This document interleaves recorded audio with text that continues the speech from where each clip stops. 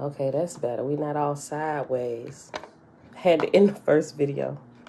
I was only live not even a full minute. It wouldn't turn back.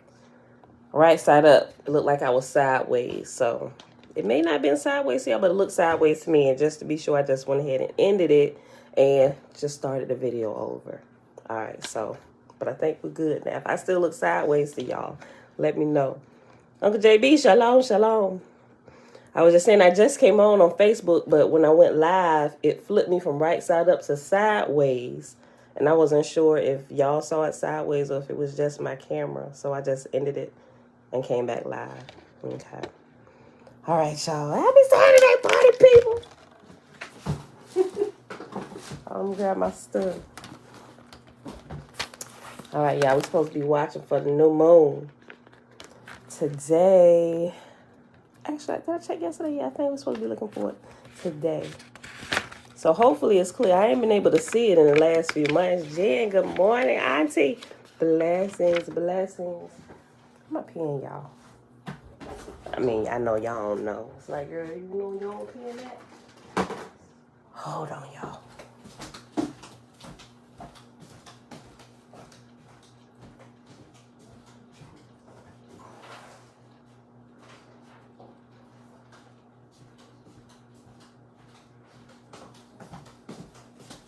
All right, I had to hit Bella's green pen. We're going to use her pen.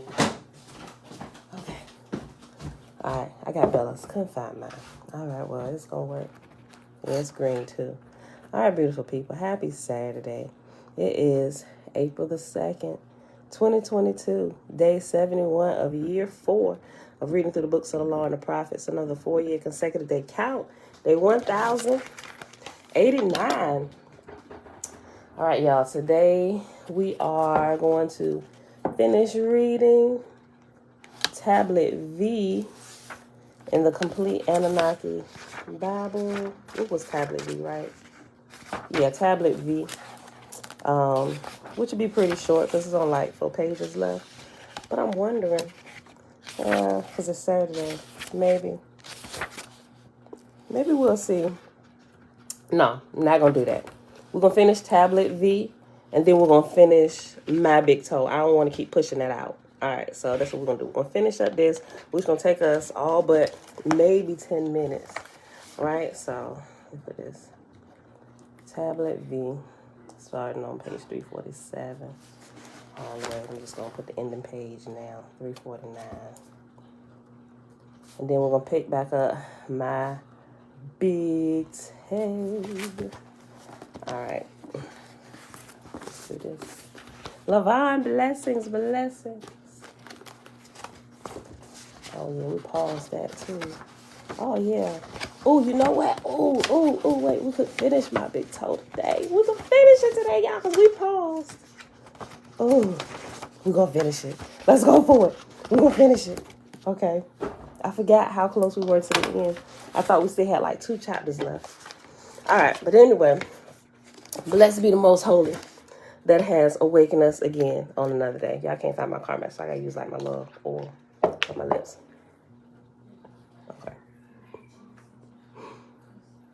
Uncle Nathaniel, peaceful greetings. Jasmine, shalom, shalom, say shalom. All right, y'all, let's do this. Okay. All right, so Tablet V on page 347, and the title of this chapter is called The Book of Variations and Fluctuations. Okay. This portion that we're about to start is Tablet 2, and it is called the Anzu and Ninurta Cycle. And it starts off with the ellipses, ... and there are words missing, okay? Make a path, fix the hour, let light dawn for the gods whom I created. Muster your devastating battle force, make your evil winds flash as they march over him. Capture soaring Anzu and inundate the earth, which I created. Wreck his dwelling. Let terror thunder above him. Let fear of your battle force shake in him. Make the devastating whirlwind rise up against him. Set your arrow in the bow. Coat it with poison. I'm sorry, I keep saying bow. Military BOW is either bow or bow, right? It's supposed to be bow, I'm sorry. Y'all can tell we at springtime every year.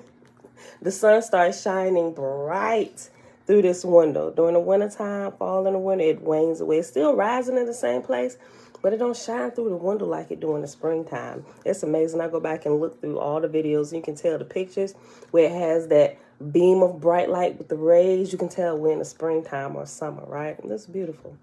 All right. I would like it to still shine through, but sometimes it impedes the video. So, but, you know. Hold on. Make the devastating whirlwind rise up against him. Set your arrow in the bow.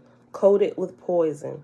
Your form must keep changing like a Galu demon. Send out a fog so that he cannot recognize your features. Make your rays proceed above him. Make a high attacking leap. Have glare, more powerful than Shamash generates. May broad daylight turn to darkness for him. Seize him by the throat. Conquer Anzu, and let the winds bring his feathers as good news. To Iker, to your father, Enlil's house. Rush and inundate the mountain pastures and slit the throat of wicked Anzu. Then shall kingship enter the Iker again. Then shall rights return for the father who begot you.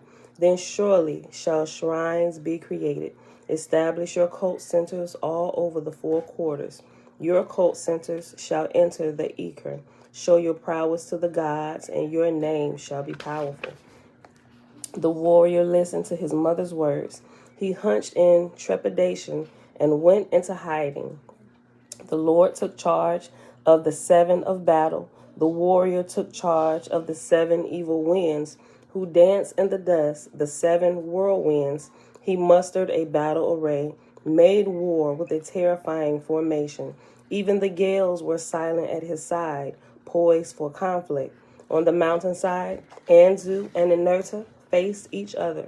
Anzu looked at him and shook with rage at him, bared his teeth like a lion in sudden rage.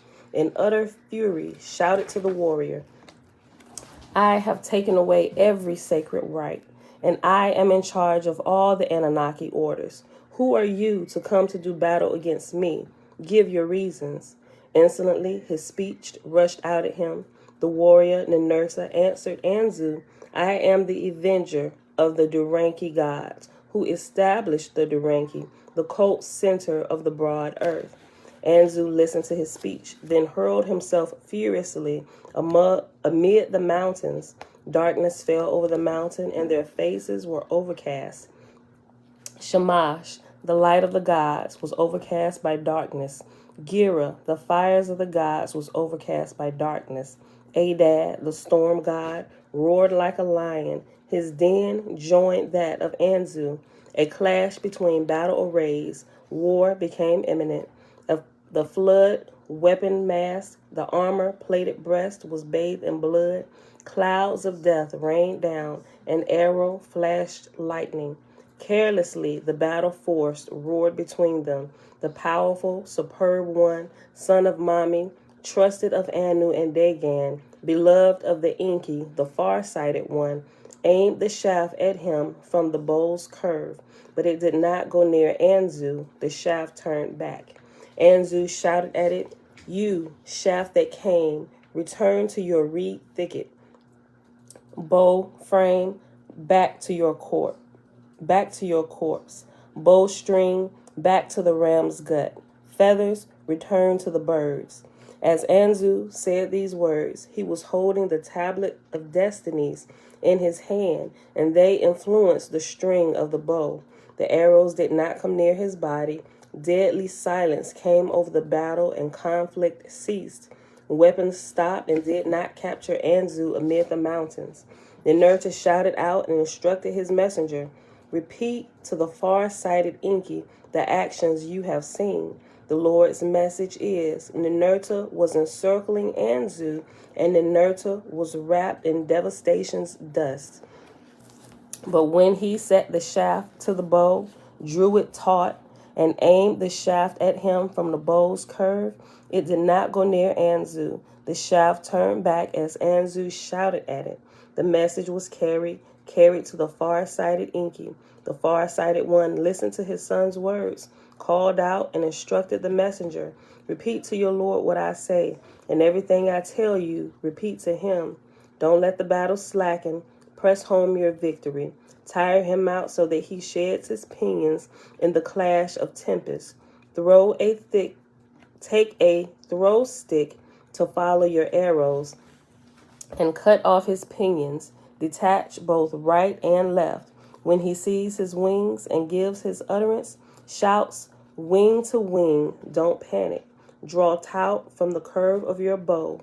Seize him by the throat. Conquer Anzi, and let the winds bring his feathers as good news. To Eker, to your father Enlil's house, rush and inundate the mountain pastures, and slit the throat of the wicked Anzu.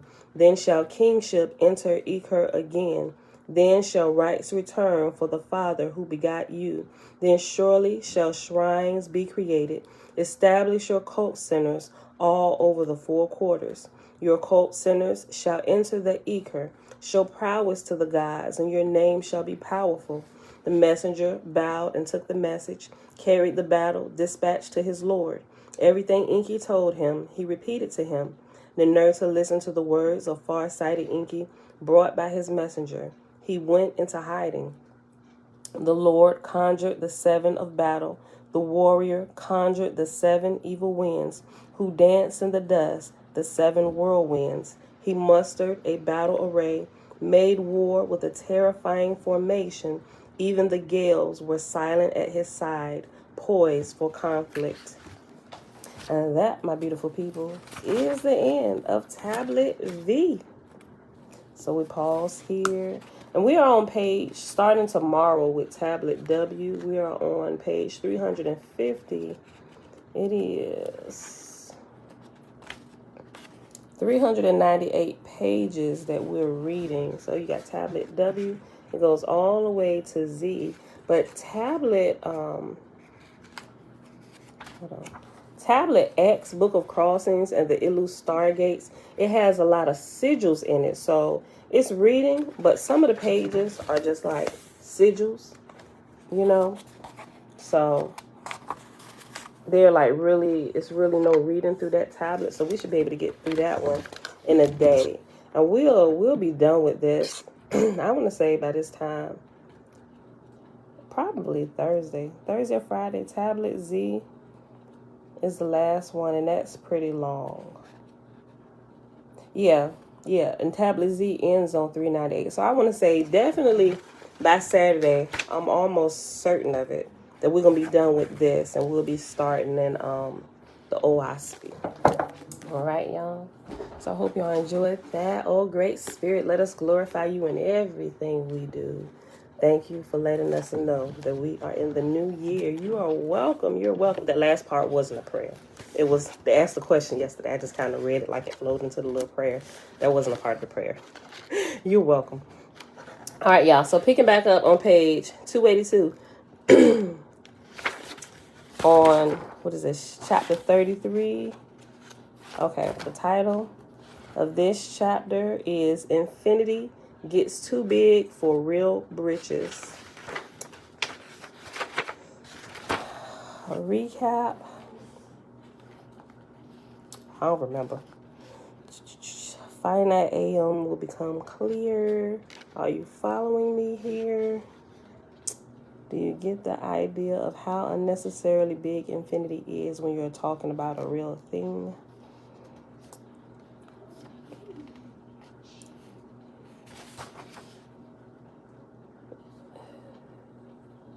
Okay, I'll just go back up one little paragraph. Okay, in a digital consciousness reality, anything that can be conceived is possible. Anything with a rational structure or rule base and with enough potential and complexity will eventually evolve to a more highly organized, lower entropy system of systems. We are not alone. Reality is teeming with intelligent life forms. In fact, we humans and non-physical entities of OS are relatively minute, like one small school of fish in a gigantic ocean of sentient life. When you learn to move your awareness between dimensions, you will be amazed at the diversity of life forms that share our consciousness ecosystem. What difference does the existence of other reality systems make? Until one or more of these realities interact with your reality, the answer is none whatsoever. Absolutely none, right? And we all know that. So before we actually really experience the spiritual on purpose, or even if there are people who have never had a supernatural experience or a spiritual realm, they look at you like, what you talking about? None of that exists. It doesn't exist. They don't have anything to reference it to in their life experiences. So to them, it does not exist, right? Some of the stuff that I may have experienced, y'all might think I'm a little bit out there. But when you haven't personally experienced it, there's no way you could even reasonably, I mean, you could probably sit and listen to me out of respect and not calling me crazy to my face, right? But there's no way you could really comprehend what I'm saying to you, right? And it's like, and it borderlines to you, especially if you come out of the church, to you, I'm borderline doing witchcraft stuff. What are you talking about? And it's not really the case, right? Let me read this again. What difference does the existence of other reality systems make? Until one or more of these realities interacts with your reality, the answer is none whatsoever. Absolutely none. It is a fact that OS is only one of many evolving reality systems, but this particular fact is of no practical importance to your current task of reducing your entropy within the PMR Learning Lab. It may be nice to know that you are not alone, and interesting and educational to explore realms outside OS. However, such exploration can do little by itself to improve the quality of your consciousness. Activities that do not contribute significantly to the positive evolution of your consciousness are not important. The fundamental process of evolution, combined with the potential of sufficiently complex digital systems to self-organize, generates all the reality that is within our capacity to comprehend. In contrast, our space-time universe and small blue planet that represents only one special case application of that process. It is worth noting that the dynamic interaction of a simple evolutionary process with the fundamental energy of a self-organizing digital consciousness spawns individuated sentient awareness thinking beings through a multi-level self-generation progression of recursive process that is reminiscent of how a simple geometric relationship generates an intricate fractal pattern. An interesting similarity in both consciousness and fractal systems.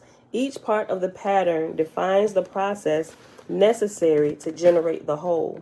The critters and things of the earth, along with our beloved planet, solar system, and universe, inhabit only that sliver of 3D space-time and non-physical reality that is appropriate for our kind and our purpose. Every reality evolves in its own compatible systems and ecosystems. Palm trees do not grow on high mountaintops for similar reasons.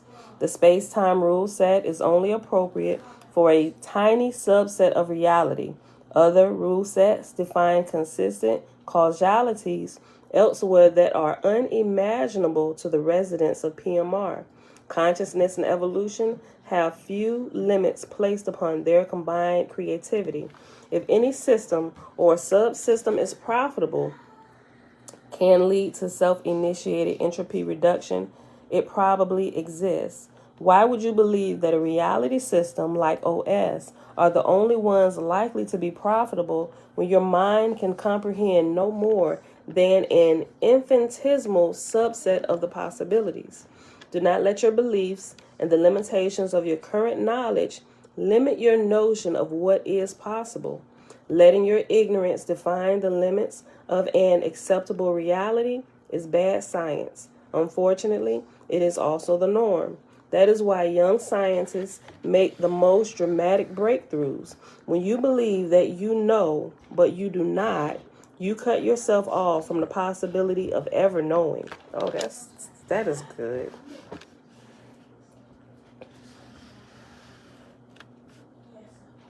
I might use that as a little like a little quote saying today. I think I will. And I put my big toe. When you believe that you know, but you do not, you cut yourself off from the possibility of ever knowing. The knowledge that lies outside the possibilities allowed by your core beliefs is beyond your intellectual reach, entirely invisible to your self-limited vision. You simply cannot see beyond the walls you have constructed, regardless of how hard you are trying to do exactly that, and no matter how strongly you believe that your vision is clear and unimpeded. To see a bigger picture, to view what lies beyond, you must first tear down the wall, or at least some portion of it. Human cultures are little more than communities of shared beliefs where common belief blindness leads to erroneous conclusions that are universally held as obvious truth. Whew. Now that'll preach. Like my mama say, now that'll preach. Energy forms, matter and light, for example, and physics within other reality niches, including other 3D space-time realms, may be vastly different from our physical matter reality because each dimension of existence, separate reality, functions under its own rule set. Nature, the natural manifestation of evolution within each reality, tends to leave few empty spaces and has a way of evolving something, not necessarily carbon-based biology, to populate whatever can be populated. Even the environs around high-temperature thermal vents, under huge pressures and in total darkness at the bottom of the oceans, produce life. Not as we are used to, perhaps, but life just the same. The fundamental evolutionary process seems to work everywhere. Life or consciousness awareness or individuated subsystems of consciousness are merely the result of a purposeful, self-interacting, complex system with memory evolving its way through a large and diverse set of environmentally constrained possibilities. A complete set of the possible forms that sentient life could take is beyond our knowing. Aum, A-U-M, is one member of that set, and we are another. Bacteria and flatworms are two more. Evolution produces life forms that are suited to their particular environment. That is how we and all the critters, including one-celled critters and plants, turned out as we are. We fit, are efficient and effective in our environment. An environment beyond our imagination will evolve forms and functions beyond our imagination to suit itself. Everyone should agree that a digitally simulated interactive virtual reality has few intrinsic limitations. It is a generally accepted idea among scientists that if we, or at least something vaguely like what the Earth has produced, cannot exist, grow, and evolve within some postulated reality or host environment, then it is not possible for sentient life to flourish within such a place. The belief that any life forms might exist out there must be similar to the life forms of Earth is a product of little picture thinking. Without a doubt, we have a very limited view from where and what we are, and thus should be doubly careful not to constrain the possibilities we can grasp merely because we do not already know the answers. Such arrogance creates the walls of its own conceptual prison. Our physical matter reality time appears to us to be continuous, non-gradular, or non-quantized, because the smallest times we can measure are vastly huge compared to one quantum of our time. You do not notice the granularity in a slab of steel or a pane of glass unless you can measure distances down to the size of an atom or molecule. The glass, steel, or wood tabletop you set your drink on appears to be solid and continuous, although we know it is made up of discrete tiny particles with vast regions of empty space between them. The granularity is imperceptible from the macro view. Time is the same way. From the macro view of our everyday experience, time appears to be continuous. You may find it profitable to visit this topic again after you have read chapters 9 and 10 of Book 3, where parallel probable universes are discussed. The bottom line is that all the time in all the past and present worlds that you might imagine is not a big deal for Aum to track.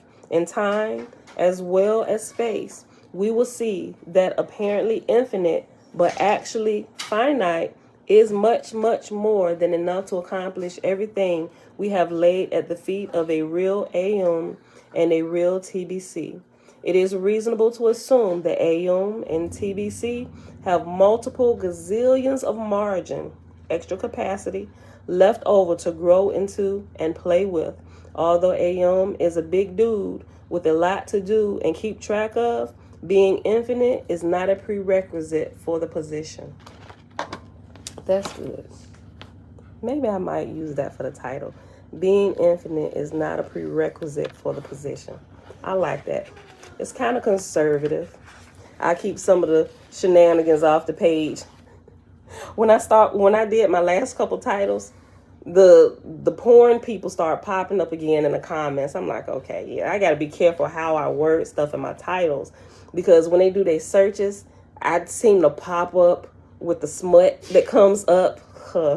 I hate to be categorized with them, but some of my titles are catchy, and if you haven't been here, you would get the wrong picture, right? But had to go through and delete some comments. What you looking for, babe? Oh, my wallet. Oh. I got some eat last night. I got it. Okay. All right. Did you still want to go past the warehouse after you're done? Oh, look at the other one? Yeah. Yeah. Okay. All right, y'all. This last chapter. What's wrong? Chapter 34. This is the last chapter. It's like a page and a half, y'all. We're going to get through it. We only at 27 minutes? Oh, it's because I got to add in some stories or something. No, you don't. We're going to be done early today. This is the earliest we ever been. Well, no, not the earliest. My first video started off. They was like 15 minutes long. I was like, just get it done and get out of here.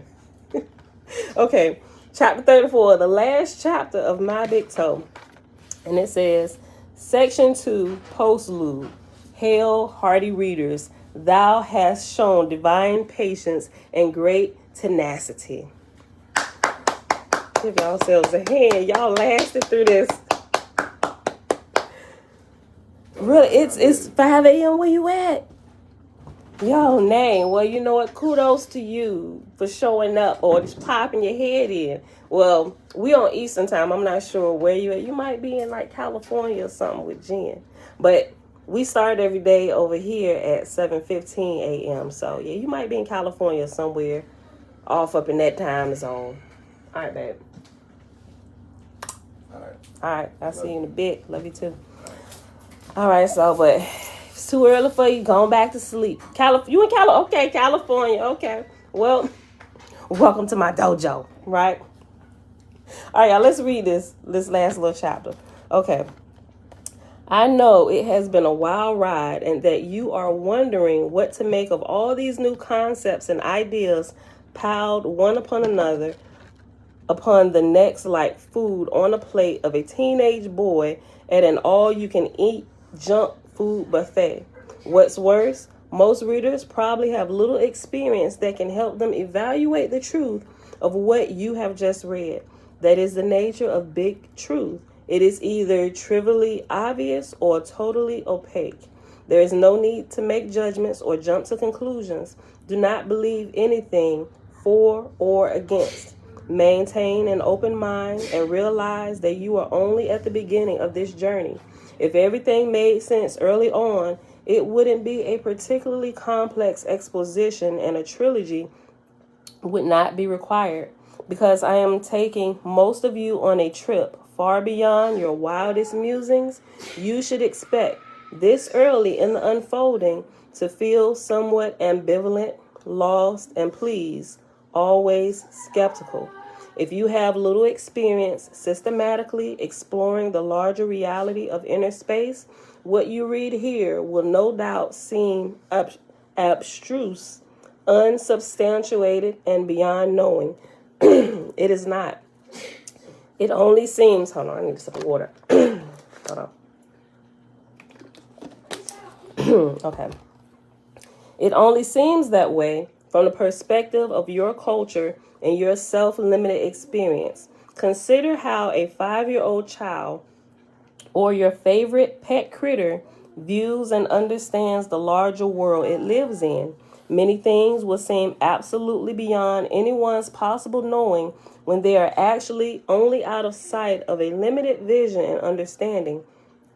Believing that your vision is less limited than it actually is reflects a natural trait of high entropy consciousness that is constrained to an individuated unit of independent action. Section 4 will clarify this concept. Although what you have read in Section 2 may seem remote from your sense of reality, it was necessary to introduce some of these basic ideas you will need to bring the big picture into focus. Everything will fit together more smoothly later on. If the discussions of the life and times of Aeon was tough, slogging, and prompted you to yawn a few hums of your own, take heart. This next section, Section 3, is all about you. Because it is all about you, it is bound to be exceptionally interesting. How could it be otherwise? In Section 3, Man in the Loop, we will make the first tentative connections between all the weird, off-the-wall concepts in Section 2 and what they could possibly have to do with you and your physical and mental reality. I think you will like this next section more than the previous one because it will give you some things to think about that you do have the experience to evaluate, and it will be less abstract. If you have made it this far and still have the desire and gumption to go on, award yourself 4 beautiful gold stars for your intellectual tenacity and inquisitiveness. Paste them inside the front cover of this book so that everyone will know that you are a dedicated, committed, serious seeker after something extraordinarily important, even if you are not sure at this point exactly what it is. And that, my beautiful people, is the end of the first book in the trilogy, My Big Toe. Yo, y'all done hung out to the end. I'm gonna give y'all a round of applause. Because some people would not have made it through that last part because, like, what are you saying? Blah, blah, blah. That makes no sense. I'm not a scientific major. Neither am I an engineer. It makes no sense, Pam. Stop it. Right? But y'all hung in there, right? Don't jump to conclusions. You got to get some of these concepts out early so he can explain them a little bit better in words that we can understand in the next 2 books. But before we start book 2 of this trilogy, we're going to take a break. It's a good break. Not necessarily a break, but we're going to get into a little bit more of the experiments. If y'all aren't doing the gateway process, how many of y'all still doing it? How many of y'all still doing the meditation? Like, y'all, this is the scientific part of the class where y'all have to be doing the lab exercises and stuff. Because as we get into the other parts, you really won't be able to keep up. You wouldn't have been deepening your personal experience. Y'all can sit here and listen to me all day, tell y'all about what happened to me, but it makes it no fun if I ain't really got nobody to talk to, if y'all aren't having personal experiences with the non-physical matter reality. Shayla, Okay, Shayla, Auntie, y'all doing it? Okay, very good. I'm sure other people are, but I'm just saying, right? Some people here just for the reading, and that's okay. That's really okay. But you really should. If you're not doing the gateway process, not saying it's a requirement that you have to, but I think it's a really good process. Okay, Jen, okay, you're doing it too. Look, it's a really good structured process, and it will take you through and it'll help you develop it in a healthy way. You don't have to get all the waves done in 1 week, right? Although that's what the military do when they take people through that training. Don't do that. You need some time to let it sink in. Seed, time, harvest, which is why we're going to take a break from the next one so we can get a little bit more time in between so we can start seeing some of these harvests happen, and then some of the concepts in the next 2 books won't be so foreign to us, right? So the next book we're going to start the meditation, which is going to break down some principles. This comes from ancient Egypt, right? It's going to break down some more principles that we learned about in my big toe about meditation and how it was used, but from a different perspective, but it's still the same exact thing, right? And if you paid attention to my big toe, when those concepts come up, you'll recognize them here, right? And if you've actually been doing it, you will absolutely know what's being said because you have the experience with the knowledge, right? Okay, but before we start this one, we're going to take 2 days. I told you I'm going to fit in my little thin book, my iPad upstairs, but what ancient wisdom would have its disciples to know, we're going to start that tomorrow. It's a real little thin book. Take a couple of days to read it. I decided to read that before we read this because we're going to be in this for the next couple months, and it'll take us a couple days to get through the little thin book. I think it's a good break between the meditation so you can just kind of, okay, as we're growing, as we're developing spiritually, we need to be aware of some things, right? And you'll see once we read it, right? If you haven't already downloaded it on Kindle or listened to the Audible, all right. Y'all get what I'm saying? So, but I really don't have anything else to say, y'all. But once we done, I already said it, once we finish with the complete Annunaki Bible, by the end of this next week coming up, we're going to start the big blue book, the OASP. So the teaching portion of the class will be the OASP, and the lab portion will be the meditation stuff, right? And don't let meditation be a trigger word if you're full on Bible, right? Because Bible, y'all teaches us to meditate, right? Meditate on his words day and night that we may make our way successful before us, right? You need a little bit more information to make sure you fully understand what was being written, right? Because if we're going to worship the Creator, we must worship him in spirit and in truth. And all this stuff that we're bringing out, uncovering things, is to help us to understand the truth, fill in the pieces of the missing puzzle. Half of us, most of us here, up until we started getting truth or searching out other truth to help us understand some of the half-truths that we get, we've been worshiping our Creator, been worshiping Yah in spirit and in ignorance, right? We had half-truths, lies, made-up stories, worshiping him in spirit and all this stuff and looking quite foolish to the outside world. And it was never designed to be that way. We're to worship our Creator, live in spirit and in truth. Everybody forget about the last half of that scripture, the truth part. And that's what we are. We are truth seekers, right? So with that being said, beautiful people, we can go ahead and end it at 38 minutes today. Oh, speaking of ending at 38 minutes today, if y'all was here yesterday when I was about to end the video, my sister was on Facebook, but she kept popping up the numbers up there when I was saying I had to end it. She was like, you're at 38 minutes, 39, 40. Well, come to find out after I ended the video, it wasn't actually my sister. It was her 7-year-old daughter.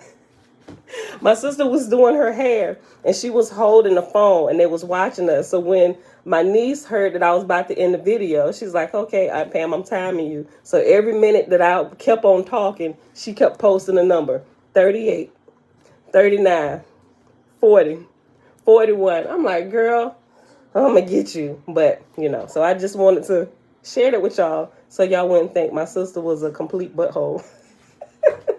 It was her niece. It was my niece, her daughter. All right, y'all. Also, I don't think he here, but also for Lindsay, y'all, he may come in later. The day you were timed out by my sister, it wasn't her. Well, it came from her phone, but she was at work. She works at a hospital. Her phone was in her pocket while she was on live. She had to take care of something. And when she did it, she butt timed you out. So she didn't do it on purpose, right? So that's why I came in and I undeleted your message. She was like, oh my God, could you let them know that I didn't do that on purpose? It happened by accident. I had to put my phone in my pocket. I must have hit it by mistake or something. So accidents happen, people. All right, so, but that's it. That's all I got for today, y'all. I'm about to get out of here and enjoy this Saturday. We'll be looking for the new moon to show its face tonight. Well, we can actually see it. It's already new moon, but can't really call it if you can't see it. You call it once you're able to see it. We know the transition days, it is legally considered new moon because you're starting all over. The disc is completely void of any light, but that normally happens it depends on which month it is, and the transition days could vary from 1 to 2.5. So you can't call it. And if you call it on one of the black days, you get your count off. So you have to call it when it first shows light in its disc, and that's what we call for counting purposes, right? For counting the Sabbath purposes. We call that day 1, the first, when it shows it's new moon day and the first day of light after it shows that night, because it will always show its disc at night after the sunrise for a new moon. The first day of light that shows the next day will be day 1 count for the next month for Sabbath counting purposes. But for the full month counting purposes, the day it shows would be day 1. So if you're counting it like that, then the next day would be day 2, because that would be day 2 of nighttime, because the first night showed that night, but it was the last day of daylight for the previous month, if that makes sense to you. I hope I just didn't confuse you. Okay, so, but if it shows tonight after sundown in the western sky, after the sun goes down, where the sun sets is where we should be looking for the new moon to show its face, right? It'll be about an hour, 2 hours after the sun sets. And it will show its face for about 3 to 4 hours, just depending on where you're at in the world, right? But then it's just letting us know, hey, the new day of light begins tomorrow. Start counting tomorrow. It's the first day of daylight for this new moon cycle tomorrow. The first night of the month. First day, daylight, when the sun shows for this new period is tomorrow, day 1. Begin your Sabbath counting from here. Okay. Yeah, if the sky isn't heavenly sprayed. That's what I said, at the beginning. I haven't been able to see the moon. So I have been tracking it, looking at different sites like NASA and some of the other moon sites that track the moon when it actually shows, when people call it out from different places across the world. I haven't been able to see it because, it's heavily sprayed over here. So maybe it'll be different tonight. I don't know. We'll see. All right, y'all. That's it. Thank y'all for hanging out. May y'all bless the work of your hands and all that you do. And may all the raw data that you get turns into understanding. May you be able to assimilate it appropriately. And may all that assimilated information turn into understanding and then translate into wisdom for your life and your loved ones and those who would hear you speak. All right, beautiful people. That's it. I love y'all. I'll see y'all back here tomorrow, 7:30 a.m. Eastern Standard Time. Boo.